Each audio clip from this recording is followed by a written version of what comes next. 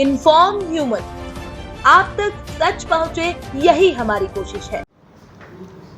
नमस्कार, inform woman में आप सभी का स्वागत। डॉक्टर महेंद्र सिंह जी, आपका बहुत बहुत स्वागत है। नमस्ते सर। गालोदी जी, बताइए कि आप कितने वर्षों से टोंक खुर्द में सेवा प्रदान कर रहे हैं? सर मैं प्रॉपर टोंक खुर्द का निवासी हूँ, यही मेरा जन्म है। पूरा ख़ानदान, परिवार, कुटुंब सब यहीं के हैं। 2004 पास आउट हूँ मैं BHMS। 1 साल इंदौर नौकरी करने के बाद मुझे इंदौर काफ़ी ऑफ़र रहे कि आप यहीं रुको बड़े हॉस्पिटल से। मैंने बोला नहीं, मैं अपनी मातृभूमि टोंक खुर्द छोटी जगह है, वहीं पे एक छोटा सा क्लिनिक डे केयर हॉस्पिटल छोटा सा चालू किया मैंने। तब से पिछले 19 साल से यहीं पर सेवा दे रहा हूँ मैं। 24 घंटे हम सर्विस देते हैं, सभी तरह के मरीज़ देखते हैं, जो जितनी मदद हो सकती है मरीजों की सब मदद करते हैं, मरीजों की सेवा करते हैं। और लगभग 20 साल हो गए मुझे। डॉक्टर साहब, आप चूँकि आपका जो परिवार राजनीति स्तर से जुड़ा हुआ है, आपने डॉक्टरी पेशा एक अलग हट करके क्यों स्वीकार किया? सर मेरे दादाजी का एक सपना था कि राजनीति हर आदमी कर सकता है, पर डॉक्टरी बहुत दिलदार आदमी और बहुत हिम्मत वाला और जो बहुत अनुभव सहनशील आदमी चाहिए।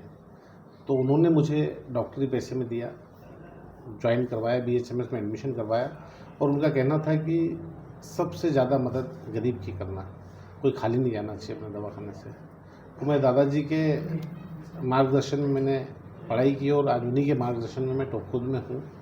पूरे टोंक खुर्द के आसपास के 40-50 गांव जो हैं मेरे परिवार को सम्मान से जानते हैं। और राजनीतिक जगह है, मैं मानव सेवा के लिए कर रहा हूँ। कई तरह की चुनौतियों का आपने सामना किया है और कहते हैं कि साँच को आँच नहीं, और आपने अपनी निष्ठा को दिखा भी दिया, उसे प्रदर्शित भी किया। ऐसी चुनौती के समय आप निर्भीक होकर के और सेवा से जुड़े रहे हैं, उसका कारण क्या था? सर सत्य कभी हार नहीं सकता है, सत्य परेशान हो सकता है।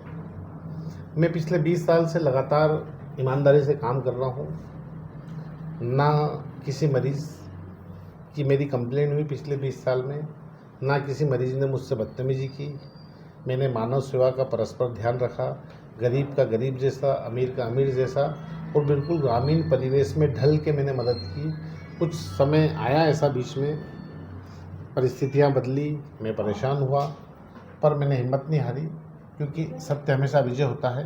प्रभु मेरे साथ थे और मैं सच था जो जीता, और आज मैं अपने दवाखाने पे हूँ, बढ़िया, कोई समस्या नहीं। सेवा के संकल्प के साथ आपको कई बार ऐसा भी सामना करना पड़ता होगा, कई बार मरीज ऐसे आते होंगे, भाई टिपिकल मरीज आते होंगे, उनको देखने के बाद आपको लगा हो, तो गंभीर स्थिति में आप यहाँ ग्रामीण क्षेत्र से क्या व्यवस्था करते हैं? सर गंभीर स्थिति में हमारे पास जो दवाइयाँ उपलब्ध है, प्राइमरी ट्रीटमेंट करते हैं, चाहे मरीज पास पैसा हो या नहीं हो। आज तक मेरे दवाखाने से कोई मरीज बगैर इलाज करे देवास नहीं गया। उसकी व्यवस्था, अगर ऑक्सीजन की ज़रूरत हो ऑक्सीजन की, अम्बुबैग की ज़रूरत हो अम्बुबैग की, अगर एम्बुलेंस की ज़रूरत हो एम्बुलेंस की। और मैं कोशिश करता हूँ कि मेरी गाड़ी बाहर रहती है, मैं ड्राइवर को भेज के मरीज़ की सुविधा के अनुसार, उसकी बीमारी की स्थिति के अनुसार उसको जहाँ एडमिट करना है। और इवन तक मैंने कितने ही मरीजों को जेब से पैसा भी देके एडमिट कराया है। ये विषय हम कहते हैं, लोग कहते हैं, प्रशासनिक लोग कहते हैं कि ग्रामीण क्षेत्र में चिकित्सा करने वाले डॉक्टर अपने ढंग से इलाज करते हैं। नहीं, ये जो है, इस तरह के जो विचार हैं वो डॉक्टर साहब ने लोगों को दिखाए हैं कि वो एक सेवा के भाव से जुड़े हैं। चिकित्सा सेवा ईश्वरी सेवा मानी जाती है। जब डॉक्टर मरीज जब आता है तो डॉक्टर पर इतना विश्वास रहता है कि उसे भगवान का रूप मानता है।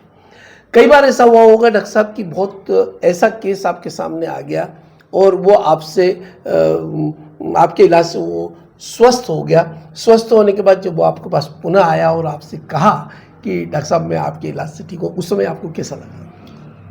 साहब वो स्थिति का तो बखान नहीं कर सकते हैं, वो इतनी प्रफुल्लित स्थिति है।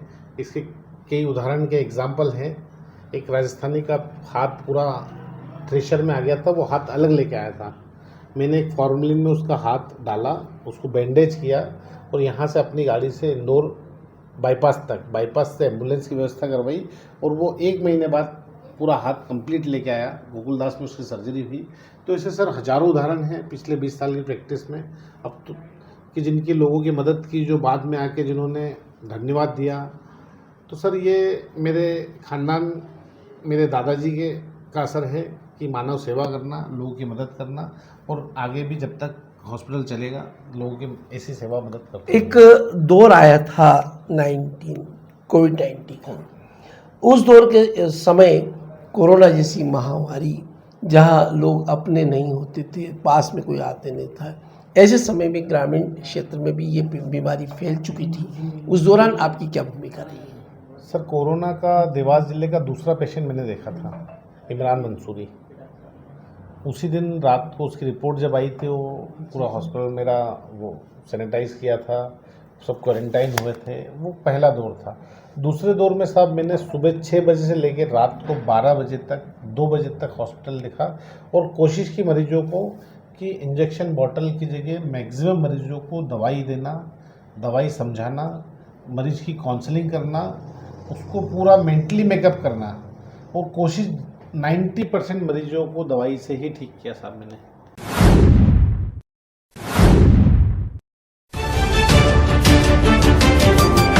इन्फॉर्म ह्यूमन, आप तक सच पहुंचे, यही हमारी कोशिश है।